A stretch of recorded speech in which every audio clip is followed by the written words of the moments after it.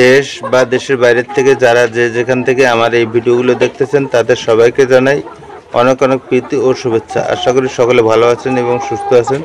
তা আপনাদের সামনে আজকে বিশেষ কিছু গুরুত্বপূর্ণ বিষয় নিয়ে কথা বলবো। যারা রেডি পুলেট মুরগি সংগ্রহ করেন তাদের বিষয়ে কিছু টিপস দেব, যাতে আপনারা পুলেট মুরগি সংগ্রহ করতে না ঠকে যান এবং প্রতারণার ফাঁদে না পড়েন, সেই বিষয়ে কিছু কথা বলবো। আপনারা ভিডিওটা পুরোপুরি দেখবেন এবং স্কিপ না করে। যদি ভিডিওটা আপনাদের ভালো লাগে অবশ্যই চ্যানেলটাকে সাবস্ক্রাইব করে এবং বেল আইকনটি অল করে নিত্য নতুন ভিডিও পাওয়ার জন্য সাথেই থাকবেন। তো আর বেশি কিছু কথা বাড়াচ্ছি না, মূল কথায় চলে যাচ্ছে।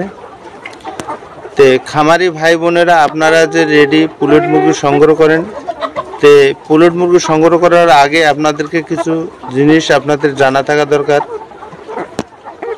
কারণ এই বিষয়গুলো আপনাদের জানা না থাকলে আপনারা দেখা যাচ্ছে পুলেট সংগ্রহ করতে ঠকে যাবেন এবং অনেক সময় দেখা যাচ্ছে যে আপনারা যে পুলেটটা সংগ্রহ করে আনবেন এই মুরগিগুলো দেখা যাচ্ছে যে একুরেট ডিম দিবে না।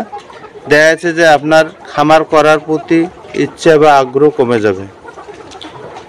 তো আমি তাই এই বিষয়ে কথা বলবো, আপনারা অবশ্যই মনোযোগ সহকারে এই কথাগুলো শুনবেন।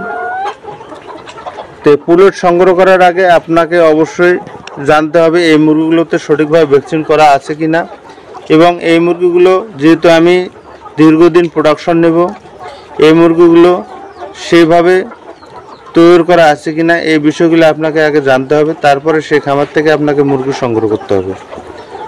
তো এই বিষয়গুলো আপনারা কিভাবে বুঝবেন?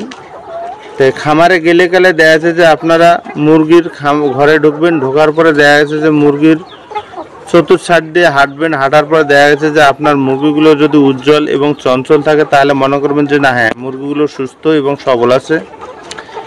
এবং ভ্যাকসিনের বিষয়ে দেখা যাচ্ছে যে খামারের এক বাচ্চা আনার পর থেকে দেখা যাচ্ছে যে প্রতিদিনের ওষুধ এবং প্রতিদিনের নিয়মিত যে চার্ট আছে আপনারা এই চার্টটাকে ফলো করবেন এবং এই মুরগিটাতে কি কি ভ্যাকসিন করা আছে কি নাই এই বিষয়গুলো আপনারা চার্ট দেখে তারপরে খামারের সাথে কথাবার্তা বলবেন।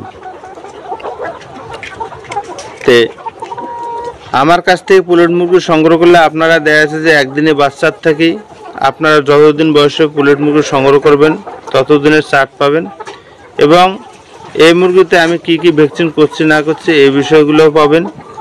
তো ভ্যাকসিন করা মুরগির মুখমণ্ডল এবং উজ্জ্বল থাকবে এবং এই রোগ প্রতিরোধ ক্ষমতা বেশি থাকবে, আর মুরগি কখনো ছোট বড় থাকবে না, একুরেট এবং এক সমান থাকবে। তো এক সমান মুরগি সংগ্রহ করতে পারলে আপনাদের সুবিধা হচ্ছে, দেখা গেছে যে ওই মুরগিগুলো একুরেট ডিম এবং একসাথে ডিম প্রোডাকশন শুরু হয়ে যাবে। তো একসাথে ডিম প্রোডাকশন শুরু হলে আপনার খামারের উন্নতি এবং দেখা যাচ্ছে যে আপনি ক্ষতিগ্রস্তের মধ্যে পড়বেন না। তো অনেক সময় দেখা যাচ্ছে যে আপনারা মুরগি সংগ্রহ করেন ঠিকই, কিন্তু দেখা যাচ্ছে মুরগি ছোট বড়। তো সেক্ষেত্রে দেখা যাচ্ছে যে আপনার মুরগি 1000 মুরগি হলে দেখা যাচ্ছে যে 50% ডিম দিতেছে এবং 50% ডিম দিতেছে না, কিন্তু খাদ্য সমান খাচ্ছে। সেক্ষেত্রে দেখা যাচ্ছে আপনার ক্ষতিগ্রস্তের মধ্যে পড়বেন।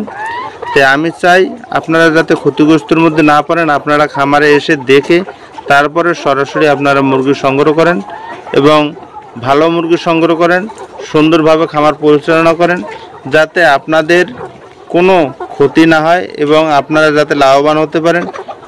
এই প্রত্যাশায় আজকের মতো ভিডিও শেষ করছি। ভালো থাকবেন এবং সুস্থ থাকবেন।